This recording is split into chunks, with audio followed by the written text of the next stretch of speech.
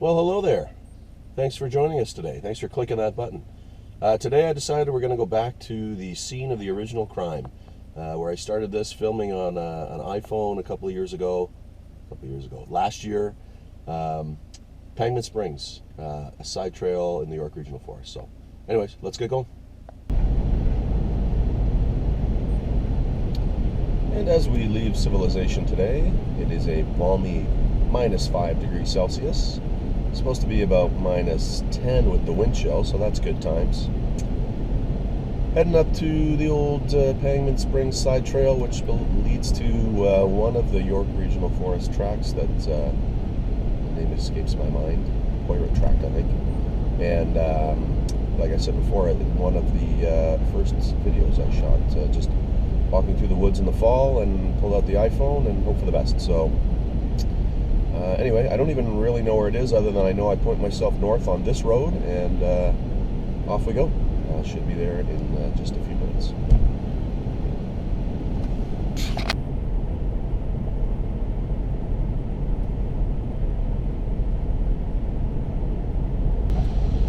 You probably noticed that there's a fair amount of snow on the ground. So we've had some snow. We had a lot of snow last week. Interestingly, it's supposed to warm up to double-digit positive temperatures tomorrow. So a lot of this is going to turn into muck and slush and water. But for now, it's snow. So I've got a new-ish pair of winter hiking boots on that have not totally been broken in yet. So that'll be a bit of an adventure. I'll tell you one thing: it's almost impossible to drive a car with these things on because you can't feel the pedals at all. But anyways. I've also gotten, which is interesting, so no one's watched these videos, which is not surprising, but the few people that have, I've already had somebody ask me for like a gear review, which is interesting to me because, I see there's tons of videos of people online opening up their backpacks and dumping out the stuff and what they've got, what they bring, what they wear, etc., when they go hiking or camping, and they're actually, for me anyway, they're pretty interesting. So maybe I'll do that when I get home if I have time. Maybe dump out the pack and take a picture of these cool boots. So one of the things I know about the Porritt Tract and the Penguin Springs Side Trail is that there's a big antenna right in the parking lot of the Porritt Tract. And if you look, you're not going to be able to see it, but if you, just in front of this white van here on the left, you can see the tower coming up. So I wasn't sure, for a minute there I was thinking, am I going on the right road north-south here? But now I know I am, because that is the antenna that is in the parking lot, which means I am less than 5 minutes away from parking.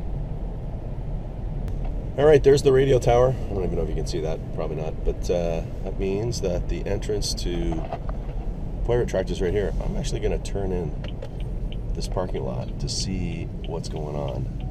If it's not busy, I might just leave from here, because this is a big parking lot. Let's see what's going on, if there's anybody here or not. Penguin Springs is just north up the road a little bit, but this looks deserted. So there's the tower.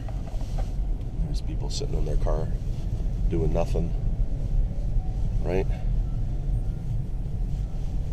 Oh yeah, this looks good. And here's the start of Porritt Tract. Cool, so let's start from here. Nice and quiet in here this morning. There's literally no cars here, so I think we're going to start off from here. Penguin comes in from a different direction, but it joins up with this track, so we'll take a look at the map right now. You are here. So there you go, the Porritt Tract. You are here. And they've helpfully mapped a cold water stream. That's kind of cool. So I think I'm going to kind of do a counterclockwise loop. And I'm not sure if I'll do that long stretch that goes all the way down to the end. I probably will. Depends how cold it is. Anyways, let's get going. Absolutely perfect conditions right now. It's about -6 as I get in here. Snow's been packed down. Looks like lots of hikers and maybe even some cross-country skiers in like single track here. So not too hard. Sun's out, beautiful day. No dogs yet.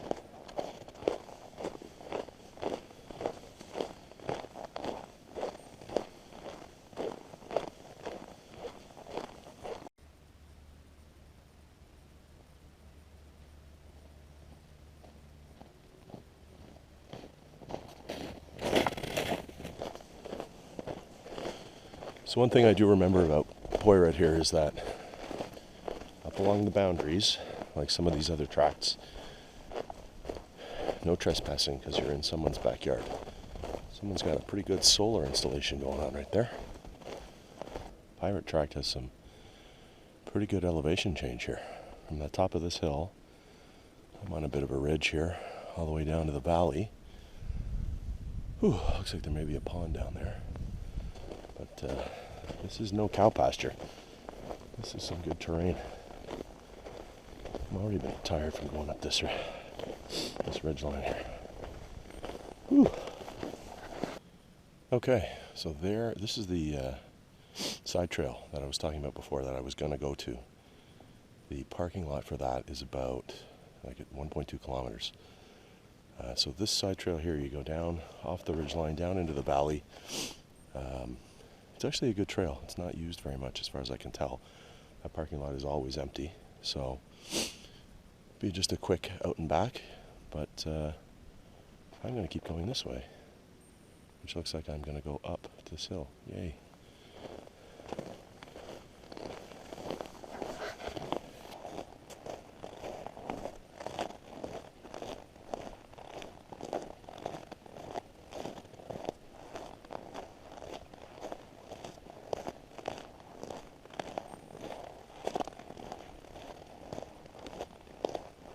So at this point I'm actually looking for the stream, because I remember it from last time vaguely. I just went down off the ridge and down in the valley. It means it's going to be here somewhere. I think I see it, but I don't hear it.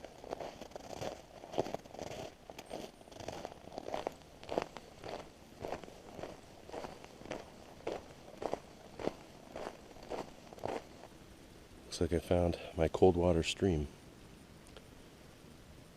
Although, what other kind of stream would it be? It's almost iced over. On the other side of this little berm here it is. This is legitimately a stream. It's barely moving. It's hard to tell. But it is cold. Can't even hear it at all if you were listening for running water.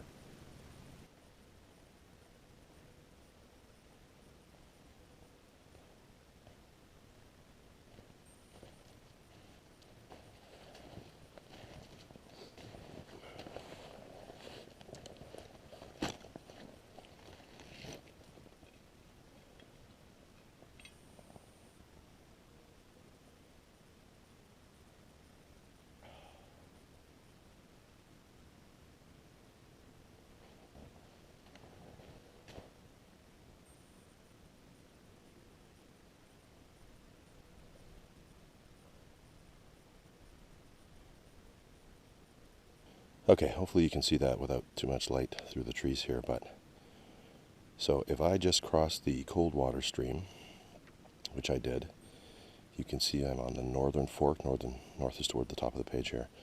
I'm on the northern fork there. I'm going west.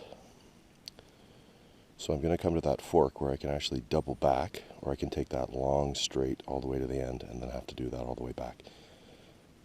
I've never done that before, all the way down to the other street there, but I don't know that I have the time today, so I think I'm probably going to be doubling back.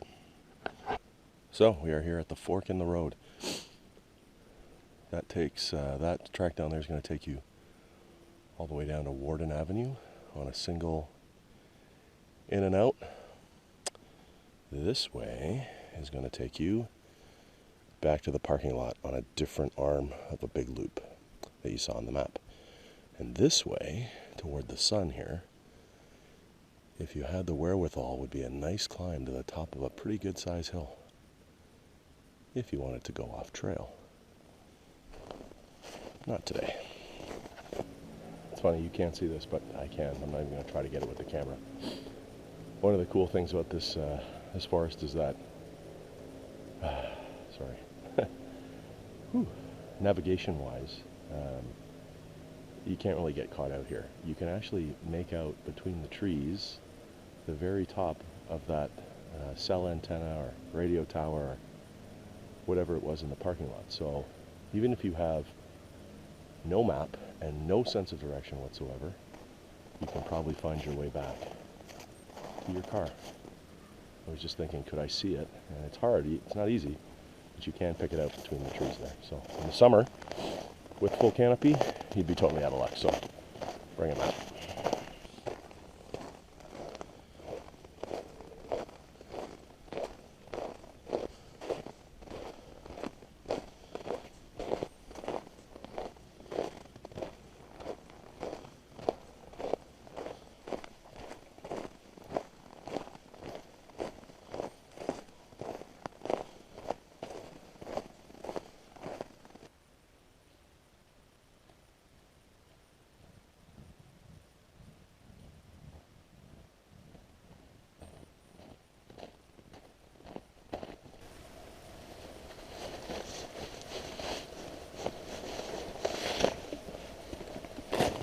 On a huge uphill. It's not huge at all, but I gotta stop. It's a lot of shit.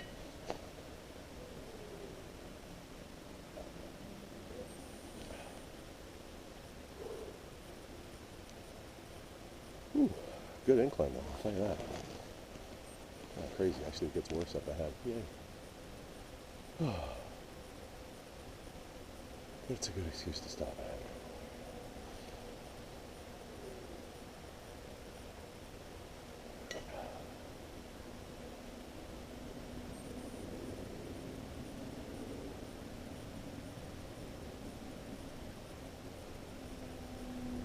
So far, number of people, 0.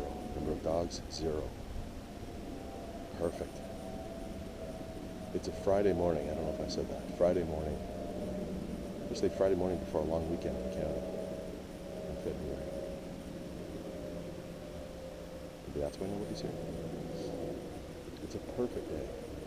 It's cold, but not stupid cold. There's no wind in here. Blue sky, lots of sun.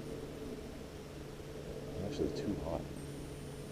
This park is, that's probably perfect. It's might be too hot. Too much. Probably head down. You know what I'm talking about.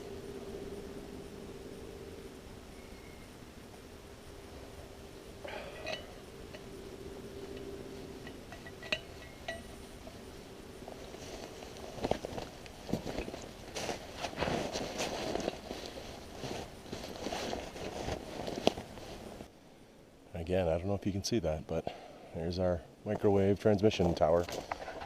I'm going to find out what that thing is when we get back to the parking lot. Clearly through the trees. You can actually see the parking lot right there. So we're done.